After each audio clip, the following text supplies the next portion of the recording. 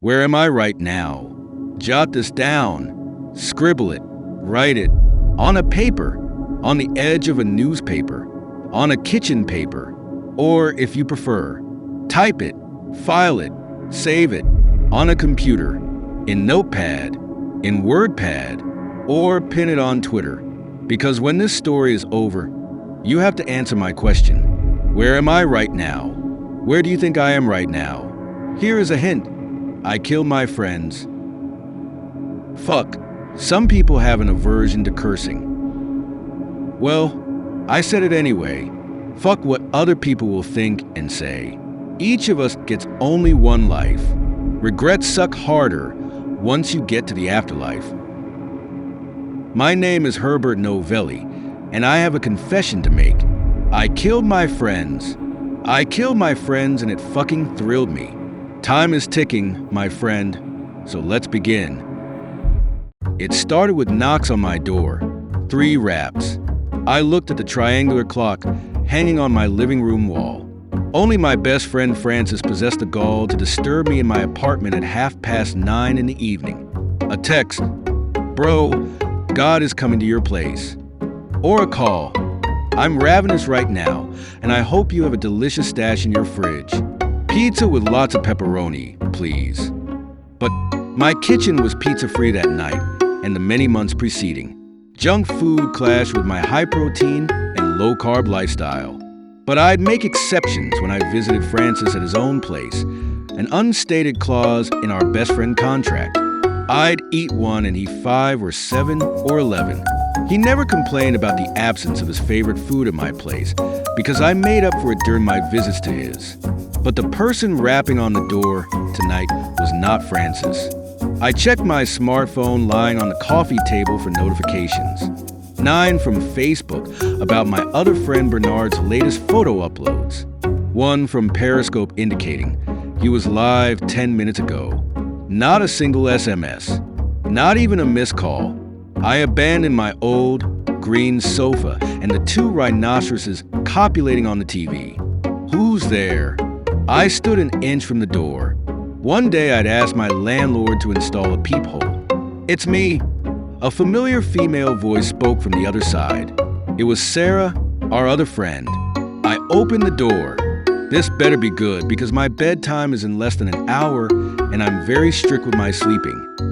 Hello, Herbert. The woman standing in front of me spoke. The last time I saw Gina Watson was more than a decade ago. We were sitting on a swing surrounded by her mother's roses under a crescent moon. Her cotton candy-flavored lips touched mine. I licked my lips twice after the savor the taste, not knowing that kiss would be our last. The following day, her mother handed me a piece of folded paper, a Dear Herbert letter, written in black ink that could have been made from the tears of my bleeding heart. Fast forward to the present. She was the last living person I expected to stand on my doorstep. Hello, Herbert. Sarah popped from behind Gina, her greeting louder and higher pitched. She grabbed Gina's hand and pulled her through the doorway, like a kid dragging her parent to a toy store. I stepped to the side just in time, too livid to display any hint of objection. Sarah made Gina sit where I sat a minute ago before heading to the kitchen with a brown bag. I closed the door and followed her, leaving Gina alone with the mating rhinoceroses. Sarah put the paper bag on the counter. You better have a goddamn good explanation or it's friendship over. She opened one of the overhead cabinets and took 2 ceramic plates. Stop trying to be hip, Herbert. It doesn't suit you. She opened the drawer next to the kitchen sink and took a couple of forks. I turned Sarah around to face me and gave her the deadliest stare I'd made in 10 years. Okay, I'm sorry I didn't tell you, she said in her ever-loud voice. Shush. I motioned my head to the living room. If I did, you wouldn't open the door and would not let us in. You're damn right. Sarah unloaded the contents of the paper bag, 2 slices of cheesecake, and filled the plates. Where did you find her? I asked. She's been MIA for years. I didn't. She found me on Facebook yesterday. The others don't know yet. You're the first to know after me. Silence transpired between us. If the cheesecake slices could speak, they'd say, Awkward. Sarah picked up the 2 plates. Gina brought you food. Today's not my cheat day. I shook my head. What's the agenda? Why did you bring her here? That's not for me to tell. Sarah walked to the living room before I could stop her. Sweets. She put the food on the coffee table and grinned at Gina before leering at me. Herbert. I dragged myself to the single couch facing the door as Sarah picked up the TV remote and clicked. The animals disappeared from the screen. Then she pushed the plates toward us. Gina brought hers to her lap. I took my smartphone off the table instead, thinking I could lose myself in Facebook while the 2 women chatted. Sarah grabbed her shoulder bag and turned to the door. Sorry, I have to make an important phone call, work. Sarah pulled her phone from her bag and left us with a wink. Gina ate a small slice of cheesecake and waited for the door to close before speaking. Blueberry. I forced a smile, which came out as a squeamish look. I was sure. I'm on a strict diet. Gina looked at my arms. I'm sorry. Do you work out? It wasn't hard to tell. Outside my apartment, I was a long-sleeved shirt and dress pants kind of guy. The width of my shoulders the only hint I had a gym membership. At home, I was a tight white shirt and a pair of very short manly shorts kind of guy, not hiding the result of years of soreness, sweet potatoes, and cycling of supplements to see which ones were compatible. I do, I replied. You've grown a lot. Gina had grown a lot too. The 2 skinny teenagers kissing on the swing in the garden were skinny no more, in different ways. While my shirt was about to rip apart because of my hard pectorals and bulging biceps, Gina's peach dress was overstuffed with flab. Layers of fat folded around her torso. A sack of skin under her arm jiggled as she pushed a spoonful of blueberry cheesecake to her mouth. Her 2 chins bounced as she chewed, and swallowed. I drew a mental smile. They said that success was the best revenge. However, seeing your ex-girlfriend end up as a balloon turned out to be better. Thank you, I said, playing Mr. Goody 2 short shorts. What came out from my mouth next contradicted the result I wanted. That's what all humans are supposed to do, grow. Gina flashed her teeth and stooped. You're right. Look at me. Silence fell between us, more awkward than the one I had with Sarah. Gina ate another spoon of cheesecake and smiled, trying to lighten the mood. This is delicious. You should try it. I would not allow her to dictate the tone of our conversation. Let's cut all the... Gina froze, her hand holding a spoon a couple of inches to her open mouth. Cheesecake, I continued. Why are you here? She put her plate and spoon on the coffee table to apologize for what I did to you in Verona. Sorry would have made for a better word. And it took you more than 10 years? The letter you wrote me was full of gibberish. I was only a teenager then, Herbert. I didn't know better.